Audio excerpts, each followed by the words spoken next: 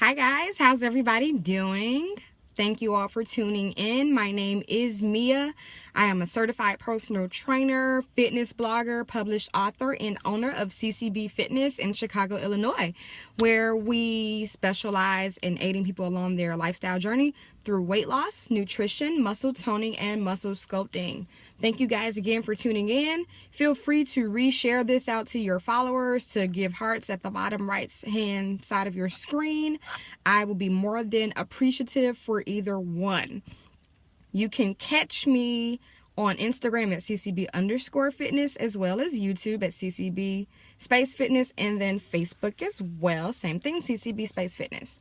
So today, and this is kind of a random scope, if you will. A lot of my scopes are, I actually sit down and I try to figure out what to bring to you guys, or I talk a lot about different things that I engage my community in, or my website. Today's Periscope is a little random though, but it's perfect timing, so I know I have to give this to you all. So we're going to talk a little bit. It's holiday season. It's November. It's November 3rd actually. One of the things that I'm sure you guys are doing is planning your Thanksgiving dinner. I know you are. I know you're planning that whole day. Thanksgiving, what we're going to eat for breakfast, what we're going to eat for lunch, what we're going to eat for dinner, right? And it's so simple for you to do it. Think about it. We spend at least the first week and a half, maybe 2 weeks, depending on how big our families are or how many people we're going to have coming through, planning out that whole entire day, what we're going to eat, what we're going to have for snacks, what we're going to drink, making sure that we have all the proper ingredients to make these dishes. We know if we're going to have traditional Thanksgiving dishes. We know if we're going to try new recipes. We know if we're going to stick with grandma or great-grandma's recipe for the stuffing or the dressing, things of that nature. We even know, guys, if we're going to have our guests bring in a plate, a dish, and we know our Thanksgiving themes, right? Everybody's not down with the traditional Thanksgiving dinner, so everybody doesn't like, turkey and dressing. I know I don't, because I'm going to eat the same thing for Christmas, so I don't want it for Thanksgiving. Which means that my family and I, we do a lot of themed Thanksgivings. So we know if we're going to do seafood. We know if we're going to do Italian. We know all these different things. And I know that you guys are the exact same way, right? Exact same way. You have this thing down to a science where you're planning out your Thanksgiving meals, your Thanksgiving snacks, your Thanksgiving drinks, right? I know you do. I know you do, because you have great Thanksgiving dinners. You can't tell me you don't. So here's my question. Why can't we do this same thing for meal planning? Why can't we do this week in and week out in order to help ourselves live a healthier, more fulfilled lifestyle with a much better quality of life? Much better quality of health, right? Why can't we do this? We think that meal planning is so hard, and it's really not. And I know it's not, because, again, you guys have bum.com Thanksgiving dinners. You cannot tell me you don't. You have great Thanksgiving dinners. You have this all planned out. And a lot of times it's more than just for you and your fam. It's for guests. It's for out-of-town family. Like, it is extravagant, okay? So you can't tell me you're not a good meal planner, because you are. In fact, you are. So today I just want to talk a little bit with you all about transferring those extravagant meal planning skills over into your everyday life meal planning, okay? So what is meal planning? First of all, meal planning is the act of scheduling, deciding what you're going to have for a specific period of time. So we can meal plan for a day, we can meal plan for a week, we can meal plan bi-weekly, we can even meal plan monthly, okay? But we have to pick and decide that specific time frame so that we know exactly how much we're meal planning for. So that is the very first thing you want to do when you're meal planning. Decide how long you're going to meal plan for, all right? The second thing you want to do when you're meal planning is, just like you would for Thanksgiving, know who you're planning for. So are you meal planning for just yourself because you're looking to improve your own nutrition and your own health? Or are you meal planning for your family? So are we meal planning for those picky children as well as our husband? Or is it just a husband-wife thing? Is it just you and your mom? How many people are you meal planning for? Know this. This is imperative, because it's going to help you decide what you can and can't do, and more so what you can shop for or how you're shopping, okay? So now that we know how long we're planning for and we know who we're planning for, or whom shall I say we're planning for. Now it's very important to decide what these people like and dislike versus what they'll try, what they won't try, and know that for yourself as well, okay? Hypothetically speaking, if I'm meal planning for just myself, I know exactly what I like. I know what I don't like. I know about how many times a day I'm going to eat. I know myself. But if I'm meal planning for another person, let's say a family member, then I pretty much need to have it figured out. How many times are they going to eat? What they like, what they don't like, what they're willing to try, what they may not be willing to try. What a good day to get them to try something new may be. Things of that nature. So you need to know whom you're planning for, what they like and what they dislike, okay? There are several different types of ways to meal plan. You can meal plan where you're switching your meals throughout the entire week. You can meal plan where you're planning for 2 weeks and you guys are kind of having the same thing. Let's say Monday, Wednesday, you'll have grilled chicken and, I don't know, asparagus or something like that for dinner on both Monday and Wednesday, and we're doing this for 2 weeks, okay? So you have block planning is what I like to call it, where you have certain days that you're having certain meals, and we're going to do this for 2 weeks. You can also do that same thing for a month. So you can block plan for a month as well, okay? So those are two different types of meal planning that we can do. We can meal plan for every set day, or we can do block meal planning.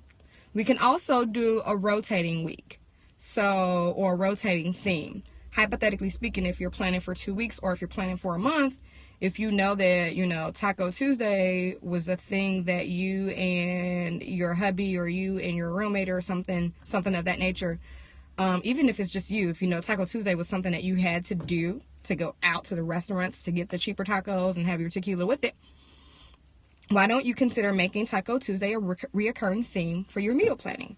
So the first Tuesday of the month, maybe chicken tacos with whole wheat tortillas and whatever condiments you like. So your salsas, things of that nature. No sour cream though, okay? No sour cream. The second Tuesday of the month, again, it's Taco Tuesday, so we don't have to exactly think about what we're going to do. It's definitely Taco Tuesday, but maybe this time we'll try like a vegetarian taco or something like that. The third Tuesday of the month, again, we know it's Taco Tuesday, but hey, there was this really cool, maybe turkey taco or something of that nature that you want to try. So reoccurring things, you can also do that. A lot of people find that, one, fun, but two, they find that it does not take them away from the different themes that they were used to throughout the weeks, okay? So those are 3 different themes or ways that you can meal plan. Day by day, where every day is a different meal. You can have rotating themes. So, Taco Tuesday, Taco and Tequila Tuesday every week, but let's try not to do the tequila. We are trying to plan for health here, and tequila is, of course, it's empty calories. It's going to go right to our gut. We talked about that a few weeks ago, so let's try not to do the tequila, okay? Or we can have our block schedules where we're going to have chicken and asparagus Monday and Wednesday. We're going to do this for dinner for the next 2 weeks or for the next month, okay? Those are 3 different ways that we can meal plan. So now that we know how long we're going to meal plan for, we know who we're going to meal plan for, we know their quirks, so what they like, what they dislike, what they will try, what they won't try. Now fourth, we have the different ways in which we can meal plan, okay? So when we sit down and when we put all this together, just like we would for that Thanksgiving dinner, what do we need to do? We pretty much need to sketch and write this out. Why do we need to sketch and write this out? Because now that we can see it, it helps us to see or to realize what we need to go shopping for. So it gives us a very concentrated shopping list so that when we go to the grocery store, we're not just going through the aisles like, maybe I want this, maybe I want that.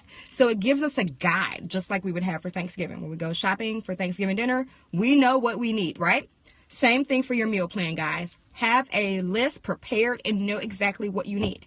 So if you know you're going to do, let's go back to my chicken and asparagus example. If we know that we're going to do chicken and asparagus for a whole month, Monday, Wednesday for dinner, guess what? We need to make sure we have chicken and enough of it. We need to make sure we have asparagus and enough asparagus. And on top of both of those, chicken and asparagus, you need to make sure that you have the seasonings that you want. So if you want lemon chicken, you need to make sure we have the fresh lemon or the lemon juice or whatever you're going to do with it, right? Right. again, it's just like Thanksgiving dinner. You want to make sure that you have enough and that you have everything that you actually need. So writing out the meal plan and making sure that it gives you that shopping or that guided shopping list, okay? Once we have that particular thing done, the next thing that I personally would say you should do, and I have my clients do this, I actually say how much it helps, is make sure you schedule your breakfast, lunch, your dinner, and your snacks.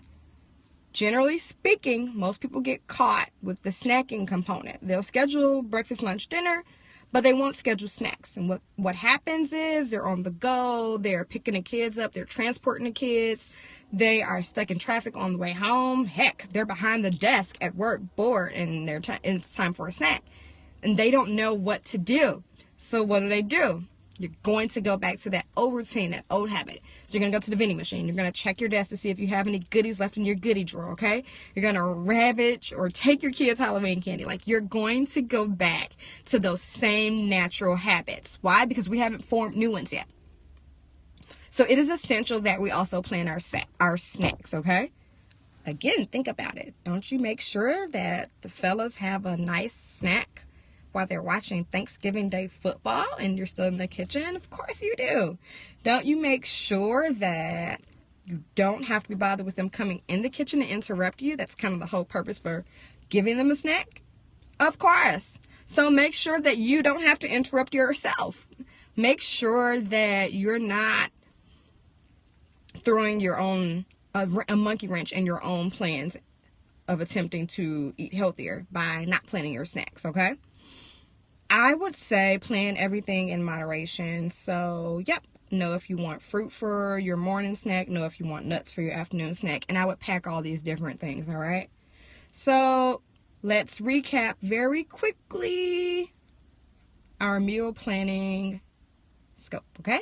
I told you guys it'd be very short, very simple, very sweet, very to the point. So, number 1, know whom you are planning for. Number 2, know the length of time that you're planning for. Number 3, once you know whom, so that goes back to number 1, know what they like, what they dislike. Number 4, make sure that if you're going to have, decide how you want to plan. Do we want to have a different meal plan every week? Do we want to have a block schedule type plan? Or do we want to have a rotating theme, okay? Number 5, actually write out your meal plan. Snack by snack, day by day, meal by meal. Why? Because this gives you a guided shopping list. And this guided shopping list is going to be your savior when you go into that grocery store. I guarantee it, okay? So that, my friends, is how we take our elaborate Bum.com Turkey Day planning and move it to our everyday lives of meal planning. All right? It was very short. So if you have any questions, you can definitely visit my website at ccbfitness.weebly.com. You can contact me through that. You can email me, ccbfitness@gmail. ccbfitness1, at Gmail. You can catch me on social media, YouTube, Facebook, and Instagram. All right? Thank you all again for tuning in. Thank you for your reshares. And I look forward to seeing you guys this week. Have a healthy day.